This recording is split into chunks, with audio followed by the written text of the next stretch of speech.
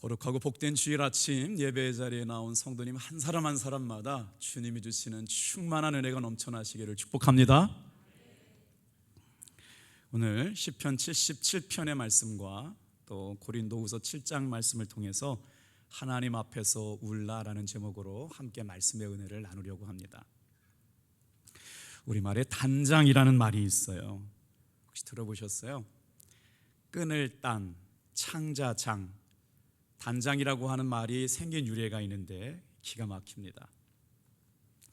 옛날 중국에 진나라의 환원이라고 하는 사람이 촉을 정벌하러 가다가 한 지역을 지나가게 되었는데요, 한 병사가 새끼 원숭이를 잡아서 배에 올라 타버리고 말았습니다. 그랬더니 새끼를 잃어버린 엄마 원숭이가 새끼를 쫓아서 얼마나 쫓아왔냐면 100리를 쫓아왔대요.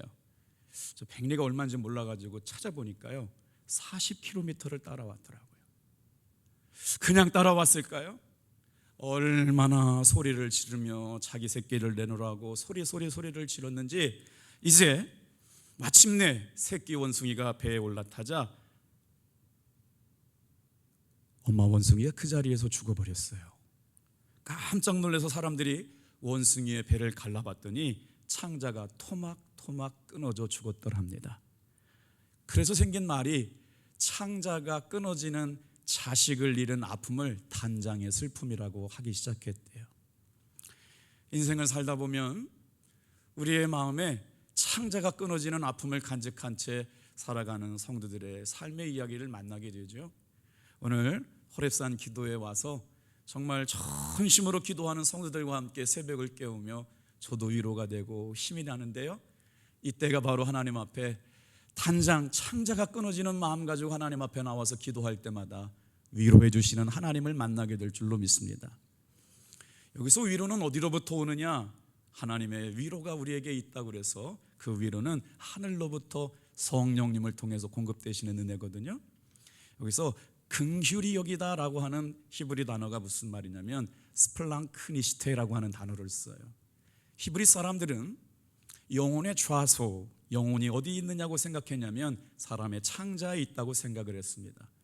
예수님께서는 우리를 얼마나 사랑하셨느냐, 갈 바를 알지 못하고 방황하는 우리들을 향하여 예수님께서는 마치 단장의 아픔을 간직한 채 창자가 끊어지는 아픔을 가지고 우리를 사랑하시고 위로하시려고 저와 여러분을 이 예배의 자리에 불러주셨습니다. 그만큼 하나님 앞에서 우는 사람들에게 주시는 위로가 있다는 말씀이겠죠. 다 같이 한번 따라해 볼까요? 하나님 앞에서 울라. 저도 평상시 눈물이 많은 사람 중에 하나인데요, 여러분 혹시 눈물에는 세 종류의 눈물이 있다는 걸 혹시 아세요? 눈물에는 생리적인 눈물이 있대요. 눈망울을 촉촉히 적시기 위해서 눈에 티가 들어가거나 먼지가 들어갔을 때 자연적으로 흘리게 되는 눈물을 바로 생리적인 눈물이라고 그러는데, 생리적으로 눈물을 흘리지 못하면 어떻게 되느냐? 바로 안구 건조증이 생겨가지고요, 인공 눈물을 넣지 않는다면 눈의 건강을 해치고 말게 된다는 거예요. 또 우리가 사람이 언제 울게 되느냐면 정서적인 눈물이 있는데요, 기쁠 때, 슬플 때 감정적인 변화를 따라서 울 수 있는 사람이 건강한 삶을 살 수 있다는 거예요. 그런데 현대인들은요, 감정의 변화가 별로 크지 않아요. 기쁜 일도 별로 기뻐할 줄 모르고 정말 마음 아프고 슬픈 일을 만나도 함께 울어주는 공감 능력은 상실한 때인 것 같아요. 그래서 여성분들이 남자분보다 오래 사는 이유는 남자들보다 정서적으로 풍부하게 울어주고 공감 능력이 뛰어나기 때문에 여러분, 정서적인 건조증이 생기지 않고 울어야 할 사람들과 함께 울어주고 기뻐할 사람들과 함께 기뻐할 수 있는 마음이 오늘 이 예배 가운데 있는 성도들에게 함께 있기를 축복합니다. 정말 중요한 눈물이 있는데 그것은 바로 영적인 눈물이라고 하는 것인데요, 오늘 우리가 말씀을 묵상하려고 하는 시편 77편과 고린도후서 7장에 등장하는 사도 바울이 당한 삶의 위기 가운데 하나님 앞에서 어떻게 위로가 되고 은혜가 됐는지 영적 교훈을 생각해 보려고 합니다. 자, 성경에 등장하고 있는 눈물이라고 하는 단어를 표현한 단어가 9종류 정도가 된다고 그러는데 성경학자들이 그 중에 가장 농도가 짙은 눈물은 무엇인가 연구했는데 그걸 바로 애통하는 눈물이래요. 이 말은 우선 강도 면에서 가장 강한 표현이고 내용이나 원인 면에서도 가장 신비한 눈물인데, 이 영적인 눈물을 누가 흘리셨느냐? 오늘 이렇게 슬픔과 아픔과 고통 가운데도 예수님의 은혜의 자리에 나온 성도들을 향하여 흘려주셨던 십자가 위에 예수님의 눈물인 줄로 믿습니다. 오늘 이 시간도 저와 여러분을 너무나도 사랑하셔서 은혜의 보좌 앞에 불러주시는 성령님께서 흘려주시는 눈물이고요, 가장 성도들에게 그 은혜로 살아가는 사람들, 성령의 도우심과 예수님의 사랑에 잇대어 살아가는 우리들에게 주시는 성도들이 흘리는 아름다운 눈물이 있는 줄로 믿습니다. 봄이 왔지요. 개나리도 피고 수선화도 피고 우리 교회에 앵두꽃도 피었습니다. 저는 원래 가을에 태어나가지고요, 가을의 남자인 줄 알았더니요, 봄에도 시를 읽게 되었어요. 시집 하나 읽어드려 볼까요? 꽃은 지고 나면 다음 해에 또 피지만 사람은 가고 나면 돌아올 줄 모른다.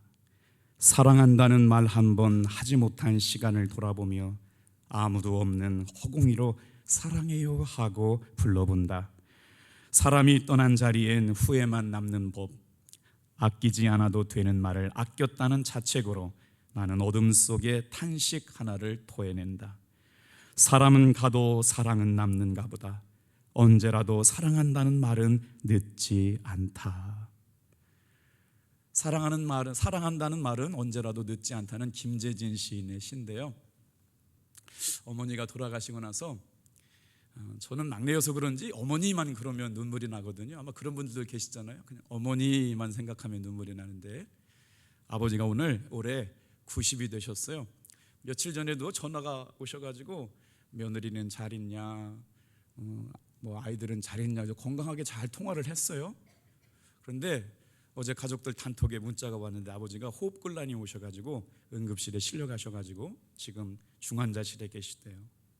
그때 문득 이런 생각이 들어요. 참 자식들은 아무리 세월이 가도 불효자다. 그냥 전화 한 통화 받고 아버지가 건강하신 줄만 알았는데, 이 시는 마치 저에게 주는 시 같아요. 사랑한다고 말 한마디 못하고 뒤돌아서서 또 불효했구나라는 생각이 들어요. 오늘 이 자리에 나와 있는 사랑하는 성도 여러분, 어머니가 살아계셔서 여러분을 위하여 밥상을 차려주시걸랑 오늘이라도 가도 사랑합니다, 감사합니다 표현해 보시기를 축복합니다. 혹시라도 아직까지 아버지가 살아계시걸랑 가셔서 감사합니다, 고맙습니다, 아버지 은혜로 오늘까지 살았습니다라고 표현해 보시면 어떨까요? 성경에 등장하는 애통이란 말은 판테오라고 하는 말이거든요. 판테오 이렇게 읽는데, 사랑하는 사람이 죽었을 때 쓰는 단어가 판테오예요. 오늘 사순절 기간을 맞이하면서 우리 교회가 다시 한번 예수님의 십자가를 묵상하고 예수님의 십자가의 보혈 안에서 정말 많은 분들이 이렇게 기도하고 눈물을 회복하고 있는 모습을 보면서 얼마나 은혜가 되는지 몰라요. 끝나기 전에 여러분도 함께 참석하시면 큰 은혜가 될 줄로 믿습니다. 이제 본문 말씀으로 한번 더 들어가 볼게요. 시편 77편은 어떤 신실한 성도가 어떤 이유인지 모르겠는데 낙심한 일을 만났습니다. 마음이 무너졌는데 얼마나 깊은 상처 가운데 있는지 헤어날 기미가 보이지 않아요. 그때 하나님 앞에 쓰고 있는 영적 일기와 같아요. 오늘 본문의 말씀에 보면 시편 기자가 어떤 문제로 낙심했는지는 잘 등장하지 않습니다. 그런데 그건 중요한 게 아니에요. 사연은 다르지만 오늘 이 예배 자리에 나와 있는 성도님 가운데도 누구에게도 말할 수는 없지만 마음이 무너지고 삶이 무너지고 아픔 가운데 애통하는 성도가 있을 수 있다는 생각이 들어요. 크게 낙심한 일을 경험한 시편 기자가 지금 울면서 소리 지르면서 하나님 앞에 편지하고 있는 내용이죠. 우리 한번 1절 같이 읽어볼게요. 시작. 내가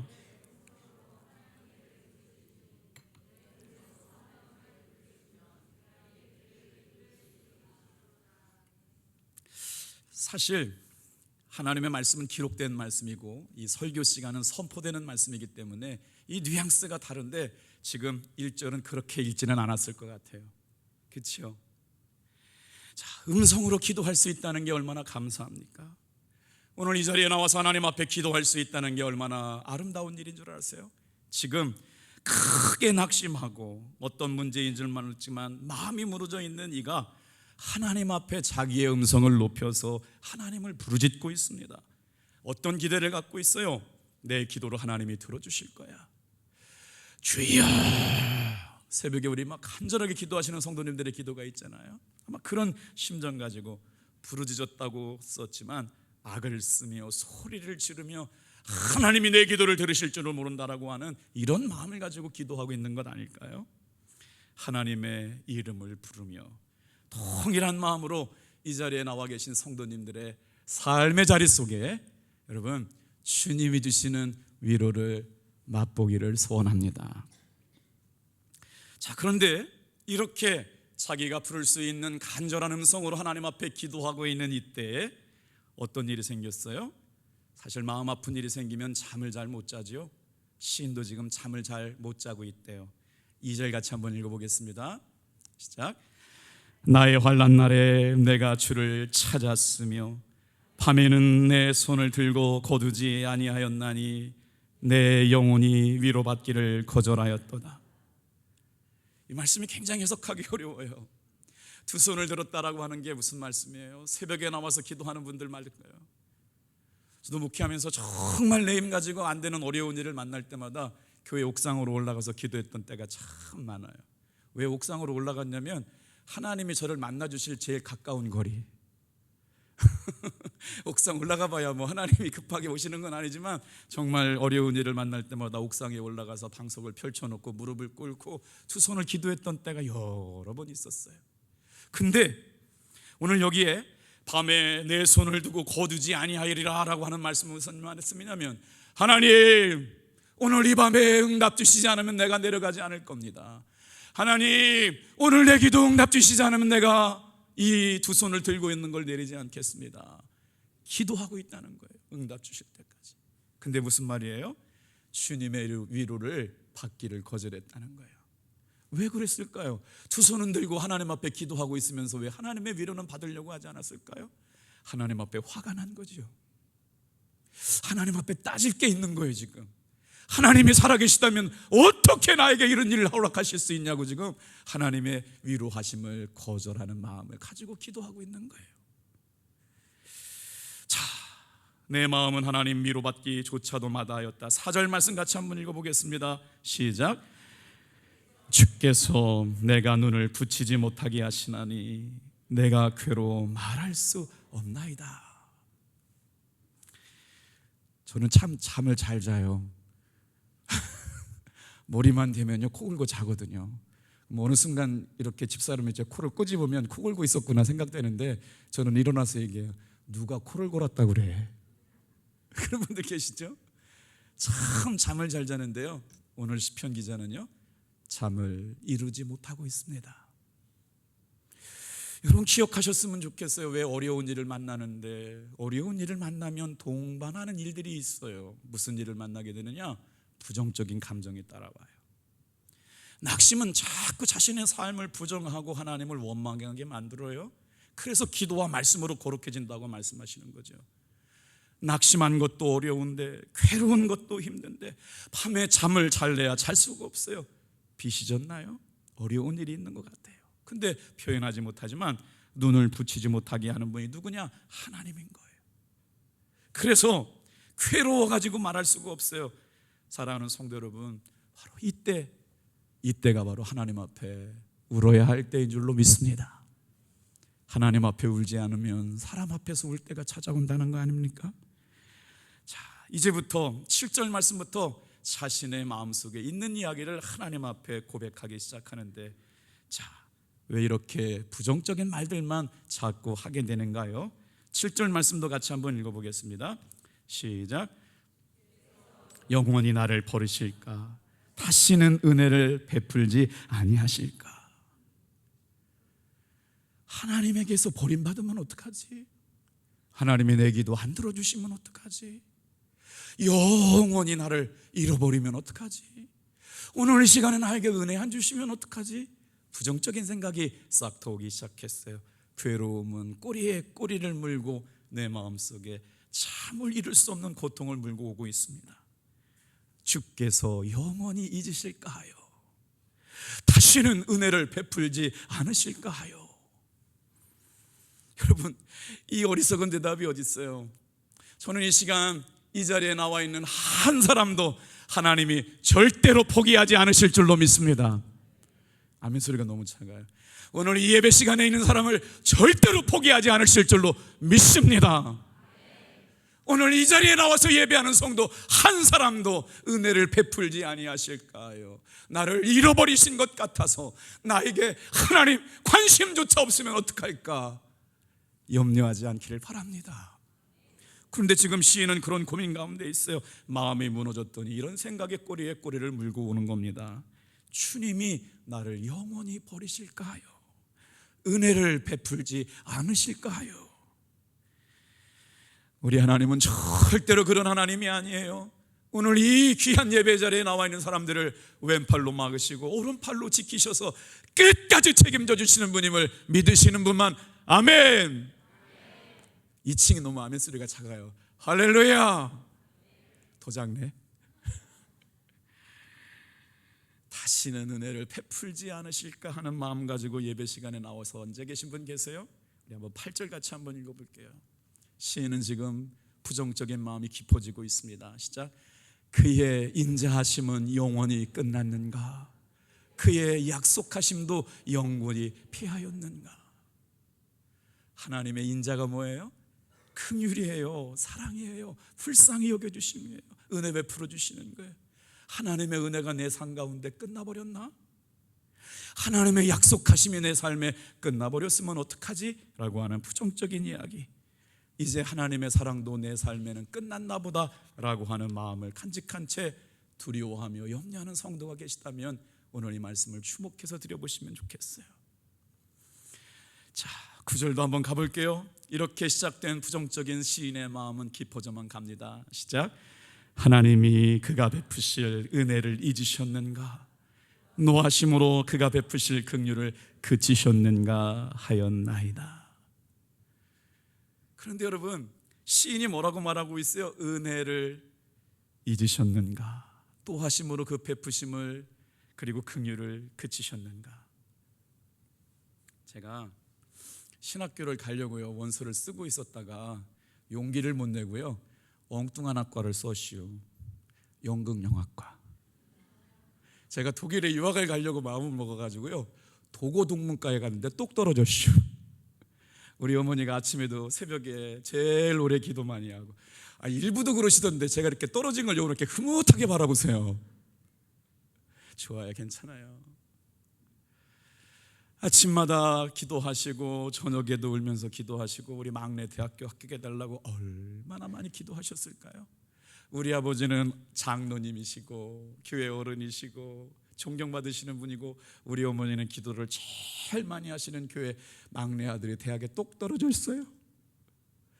그래가지고 제가 평생 태어나서 주일날 교회를 한번 안 나가봤어요. 평생 처음에 교회를 안 나갔어요. 왜냐하면 창피해가지고. 그래가지고요 사람들 다 예배 끝나고 저는 주일날 교회를 안 나가본 적이 한 번도 없어요. 군대 강제적으로 못 가고 말고는. 그래서 새벽 2시에 가가지고 하나님 앞에 좀 따져 물었어요. 주님, 제가 주님을 위해 살겠다고 그러는데 왜 합격 안 시켜주시냐고. 주님의 영광을 위해 살겠다고 그러는데 하나님 이러시면 안 되는 거 아니냐고 막 울다가 웃다가 들어왔는데 이제 다른 사람들이 활동하기 시작하면 그때부터 제가 잠을 자기 시작하는 거예요. 마치 3일 동안 폐인이 돼가지고요 그때 되니까 밥 하나도 안 먹어도 배가 안 고프더라고요. 그래서 대학교 떨어진 사람들 마음을 제가 좀 알아요. 그때 어머니가 석기야 괜찮아. 대학 떨어졌다고 인생 끝나는 거 아니야. 괜찮아. 엄마가 기도할게. 근데 그게 저를 더 아프게 해요. 제가 공부 잘해가지고 엄마 기쁘게 해드리고 싶었는데 제가 못 나가지고 어머니가 저렇게 슬피 울고 계시는 게 너무 부끄럽더라고요. 그런데 오늘 이 시편을 읽으면서 아무도 즐겁게 시편을 읽을 수가 없습니다. 읽기만 해도 힘든데 우리 성도 가운데 그런 아픔을 간직한 채 살고 있는 사람을 지켜보고 있다면 한번 생각해 보세요. 본인도 힘들지만요, 그런 아픔을 지켜보고 있는 가족도 아픈 거예요. 혹시나 오늘 남편은 안 그런지, 아내는 안 그런지, 사랑하는 내 자녀는 안 그런지 여러분 살펴볼 수 있는 영적인 안목들이 열려지기를 축복합니다.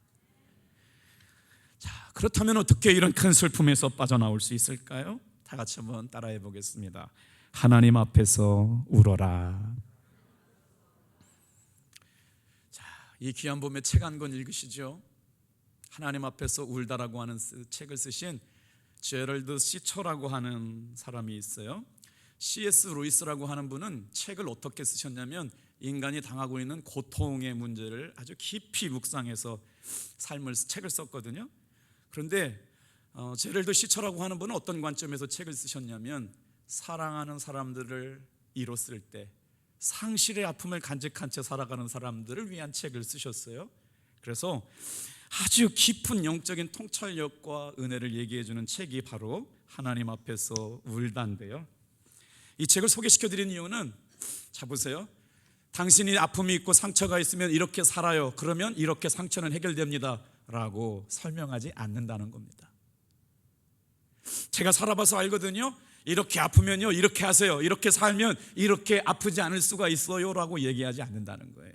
왜냐하면 그 대신 신속하고 고통이 없는 방법을 제시해 주는 게 아니라 그의 삶에 평생도록 그 아픔을 통해서, 상실을 통해서 주님께로 나아가는 성숙과 성장함을 이야기하고 있는 책이라는 것이죠. 사랑하는 성도 여러분, 애통하고 있는 성도에게 무슨 말로 위로가 되나요? 자, 오늘 세 가지를 말씀을 묵상하려고 그러는데 이제 시간이 5분밖에 안 남았는데 빨리 한번 달려볼게요. 다 같이 한번 따라하겠습니다. 애통하는 중에도 기도할 수 있습니다. 자, 여기 중요한 단서가 하나 있어요. 이렇게 부정적으로 정말 좌절하는 내용만 있는 줄 알았는데 오늘 시편 77편의 말씀에 행간에 숨겨졌는 진리가 있는데 다 같이 한번 따라해 볼게요. 애통 중에도 한 가지 위로가 기도할 수 있다는 것입니다. 그냥 성경 보세요. 1절에도 보니까 내가 내 음성으로 하나님 앞에 부르짖으오리니, 내 음성으로 하나님 앞에 부르짖으면 그가 나를 구하시리라. 새벽에 올라오셔서 기도하는 성도 여러분, 여러분의 기도 속에 눈물을 담으시길 바랍니다. 그때 하나님의 위로를 경험한다는 거 아닙니까?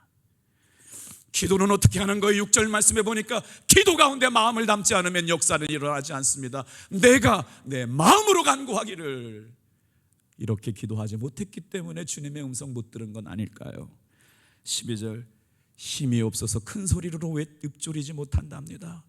작은 소리로 읊조리고 어느 날은 큰 소리로 읊조리며 주여 그렇게 부르짖고 있는 거 아닌가요?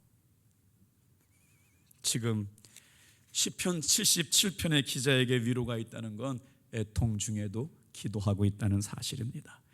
사랑하는 성도 여러분, 오늘 이 예배 시간에 나왔다면 절대로 끝난 것이 아닙니다. 애통으로 끝나는 것이 아니라 애통 가운데 기도하는 사람의 삶은 바꿔주실 줄로 믿습니다. 소망이 있습니다. 우리의 삶은 절망으로 끝나지 않게 하십니다. 우리의 삶에는 하나님이 주시는 위로가 있고 소망이 있는 줄 믿으시는 분만. 할렐루야. 그래서 성도에게는 웃음보다 눈물이 더 은혜가 된다지요. 오늘 이 자리에 있는 분도 기도를 시작해야 될 사람이 분명히 있습니다. 지금 오늘 바로 하나님 앞에 부르심을 받은 성도들 가운데 십자가 앞에서 울어야 할 성도가 있다는 것입니다. 여러분, 이 말씀을 허투루 듣지 않게 되길 바랍니다. 오늘 기도하지 않으면 그 기회를 놓칠 수 있기 때문에 그래요. 저는 최근에 우리 교회 성도님 가운데 이런 상담을 받았습니다. 목사님, 저 자살하고 싶어요. 사는 게 의미가 없습니다. 이렇게 살아봐야 뭐합니까? 차라리 죽어버렸으면 좋겠어요. 아침에도 생각나고 한낮에도 생각나고 저녁에도 생각나서 도저히 견딜 수가 없다는 거예요. 무슨 기도입니까? 억울해 죽겠는데. 살기는 어떻게 삽니까? 힘들어 죽겠는데. 마음이 다스려지질 않아요. 자살하면 지옥 간다는 얘기 들어봤지만 참 이보다 더 힘들까요? 하는 생각이 떨쳐지지 않는다는 겁니다. 사랑하는 성도 여러분, 이런 상담을 받게 되면 목사는 뭐라고 위로해 줘야죠? 그래서 제가 약속을 했어요. 오늘부터 예수님만 묵상합시다. 예수님의 이름만 불러보세요.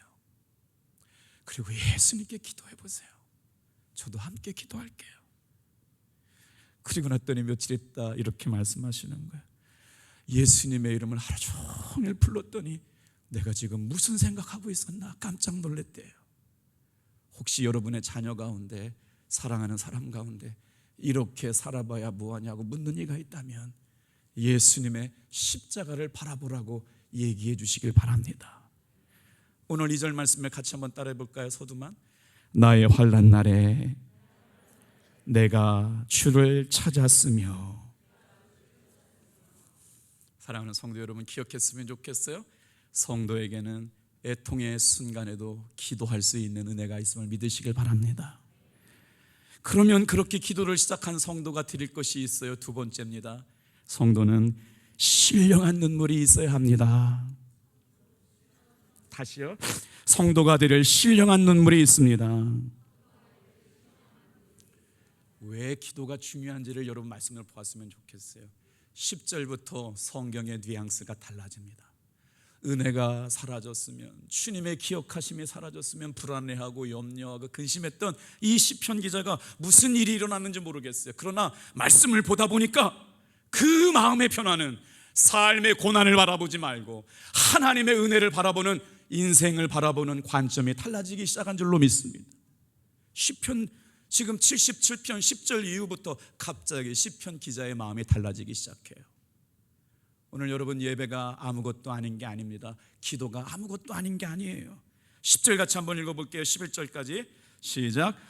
또 내가 말하기를 이는 나의 잘못이라 지존자의 오른손에 해 곧 여호와의 일들을 기억하며 주께서 옛적에 행하신 기이한 일을 기억하리라. 기도가 시작되고 났어요. 십자가 앞에서 울었어요. 하나님 앞에서 울며 기도하기 시작했더니 어떻게 해요? 지난날 하나님께서 나를 보이지 않는 손으로 붙잡아 주셨던 그 일이 생각난 겁니다. 그때 하나님이 이렇게 역사하셨지, 그때 하나님이 이렇게 도우셨지, 그 지나간 날을 기억하게 하시고 하나님이 동행해 주시고 붙잡아 주시고 치유해 주시고 힘 주셨던 과거 일들이 생각나기 시작한 거예요. 낙심의 자리에서 문제만 바라보지 말고, 아픔만 생각하지 말고, 힘든 일만 묵상하지 말고, 나를 위해서 창자가 끊어지는 마음으로 기도하고 계시는 예수님의 십자가 바라보시고, 여러분, 우리의 삶을 새롭게 바라보는 눈이 열려지기를 축복합니다. 그랬더니 어떤 하나님이 보이시기 시작해요. 오른손으로 일하시기 시작하시는 하나님. 나는 그때를 사모합니다. 주님께서 하신 일을 기대합니다. 그리고 12절에서 주님께서 해주신 모든 일을 하나하나 되뇌이기 시작합니다. 은혜 아니에요? 묵상하고 기도하고 통곡하며 눈물을 흘렸더니 나를 위해서 주님이 해주신 일들이 하나하나 보이기 시작했다는 거 아닙니까? 문제에 빠져서 미워하고 죽이고 싶고 용서가 안 되는 그날날의 아픔과 고통과 상처만 집중하지 말고 눈을 들어 주님의 십자가를 바라보게 될 때 우리의 삶의 분위기는 완전히 달라지게 될 줄로 믿습니다. 13절, 14절, 15절은 사모하는 마음으로 저와 여러분 목소리를 읽겠습니다. 시작. 하나님이여 주의 도는 극히 거룩하시오니 하나님과 같이 위대하신 신이 누구니까? 주는 기이한 일을 행하신 하나님이시라. 민족들 중에 주의 능력을 알리시고 주의 팔로 주의 백성 곧 야곱과 요셉의 자손을 속량하셨나이다. 애통하는 가운데도 기도의 줄을 놓지 않았더니, 애통하는 가운데도 통곡하며 십자가 보혈 앞에 무릎 꿇고 기도했더니 하나님께서 이런 은혜 주셨다죠. 대한민국에서 암 전문의로 유명한 이병욱 박사님이 이런 말씀을 하셨어요. 가장 정직하게 흘리는 눈물을 흘리는 시간이 사람에게는 꼭 필요합니다. 그 시간을 통해서 모든 것을 토해내듯이 기도해 보십시오. 사람은 울어야 삽니다. 여러분, 우는 게 뭘 그렇다고 이렇게 목사님 자꾸 울라고 그러느냐? 그렇지가 않아요. 연구 결과를 말씀드려 볼게요. 눈물을 흘리게 되면 어떤 일이 일어나냐면, 여러분, 글로불린 G라고 하는 항체가 몸에 생기기 시작한다는 거예요. 이게 통곡하면서 마음을 쏟아놓으면서 우는 사람에게 주시는 하나님의 놀라운 항원 항체 반응 같은 건데요, 이 글로불린 G라고 하는 항체가 생겨나면 어떻게 되느냐? 암세포를 억제하고요, 몸의 독소를 제거한답니다. 그래서 평형균이 인체에 접촉하는 것을 차단해서 소화기관에 활발한 움직임을 가져와 가지고요, 소화도 잘 되게 만드신대요. 목 놓아 울게 되면 어떻게 되느냐? 복근도 생긴답니다. 그래서 대장 활동이 활발해진대요. 쪼코인데 심각해졌어요. 우리가 하나님 앞에 흘려야 할 신령한 눈물은 뭘까요? 오직 자신의 가정, 자신의 성도, 자신의 사랑하는 사람들의 영적 상황을 살펴서 기도하는 어머니의 눈물, 성도들의 눈물이 되게 될 줄로 믿습니다. 여러분, 세상에서는 내가 깨지면 망한다고 얘기해요. 그러나 영적인 세계는 내가 깨져야 사는 줄로 믿습니다. 내가 하나님 앞에 통곡하고 깨어져야 하나님이 주시는 세상의 영적 비밀이 열려지게 될 줄로 믿습니다. 호렙산에 아직 기회가 남아 있습니다. 함께 올라와 기도하실 때마다 눈물샘이 열리면 하늘의 문이 열리고, 하늘의 문이 열리면 기적의 문이 열리고, 기적의 문이 열리면 응답의 문이 열릴 줄로 믿습니다. 마지막으로 다 같이 한번 따라해 볼게요. 애통한 중에도 기도할 수가 있습니다. 성도가 드릴 신령한 눈물이 있습니다. 세 번째 말씀 드리려고 그래요. 하나님의 위로를 경험하게 됩니다. 누가 하나님의 위로를 경험할 수 있는 사람일까요? 자신이 하나님 앞에 한없이 연약한 존재임을 깨닫고 자기를 발견하는 사람은 하나님 앞에 애통하지 않을 수가 없습니다. 애통의 눈물은 그래서 순수한 것입니다. 그 애통을 가지고 주님은 우리의 죄를 용서하시죠. 애통하는 자는 복이 있나니 저희가 위로를 받을 것이며. 자, 우리에게는 어떤 어려움도 이겨낼 수 있는 하나님의 놀라운 위로가 있음을 믿으시길 바랍니다. 사도 바울이 그랬어요. 자, 이제 고린도후서 7장 5절 7절 말씀 묵상하고 말씀 마칠게요.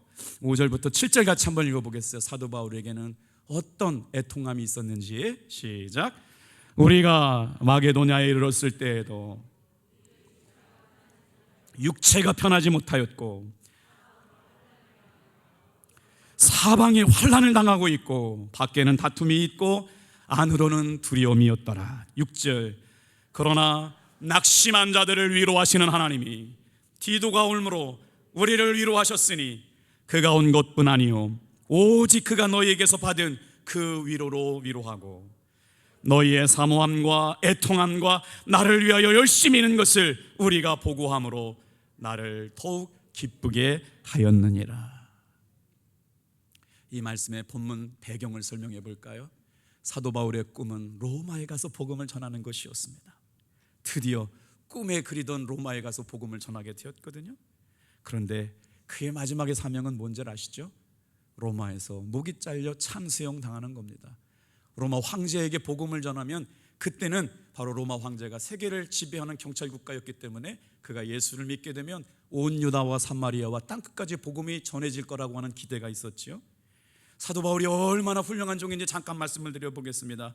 기원 AD 35년에 사도 바울은 다메섹에 가다가 예수님의 부르심을 받죠. 그리고 나서 44년에서 48년까지 1차 전도 여행을 떠납니다. 그리고 나서 51년에서 53년까지 2차 전도 여행을 하면서 데살로니가 전서를 기록합니다.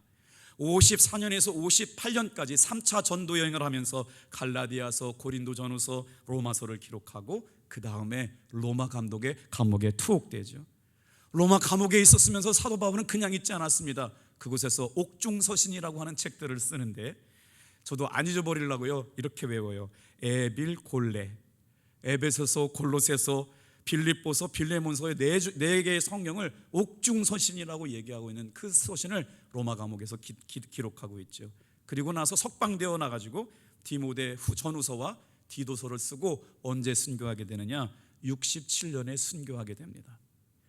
여러분, 사도 바울은 12권의 책을 썼을 뿐만 아니라 예수님 다음으로 정말 중요한 인물이거든요. 그런데 그가 영적 침체에 빠졌다는 겁니다. 우리가 읽었잖아요. 환난을 당하는데 밖에도 문제고 안에도 문제예요.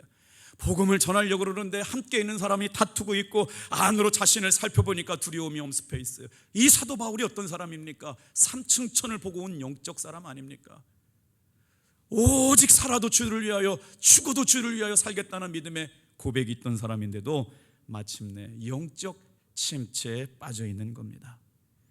사랑하는 성도 여러분, 우리 교회 안에 호렙산 기도회를 통해서 꼭 필요한 위로가 흘러갈 수 있는 은혜의 사람들 되기를 축복합니다. 하나님은 이때 이런 영적 침체에 빠져 있는 사도 바울을 두 가지 방법으로 위로해 주세요. 다 같이 한번 어떻게 하나님께서는 이 애통함 가운데 영적 탈진에 빠져 있는 사도 바울을 위로해 주시는지 고린도 후서 1장 6절 말씀 같이 한번 읽어볼게요. 다 같이 한번 따라하겠습니다. 하나님의 위로하심으로 위로해 주십니다. 같이 읽게요. 우리가 환난 당하는 것도 너희가 위로와 구원을 받게 하려는 것이요, 우리가 위로를 받는 것도 너희가 위로를 받게 하려는 것이니 이 위로가 너희 속에 역사하여 우리가 받는 것 같은 고난을 너희도 견디게 하느니라. 사람의 위로는 진정한 위로가 되지 않아요. 오늘 이 시간에 나와 있는 사랑하는 성도 여러분, 사도 바울의 위로는 하나님이 주시는 위로를 받았기 때문인 줄로 믿습니다. 오늘 예배와 말씀을 통해서 하나님 앞에서 정말 인생의 중요한 문제를 가지고 통곡하며 기도하게 될 때 환난 중에 당하는 위로해 주시는 하나님의 직접적인 위로를 경험케 될 줄로 믿습니다. 자, 고린도후서 1장 3절 말씀 좀 볼까요? 하나님은 우리의 아버지시요 모든 위로의 하나님이시라.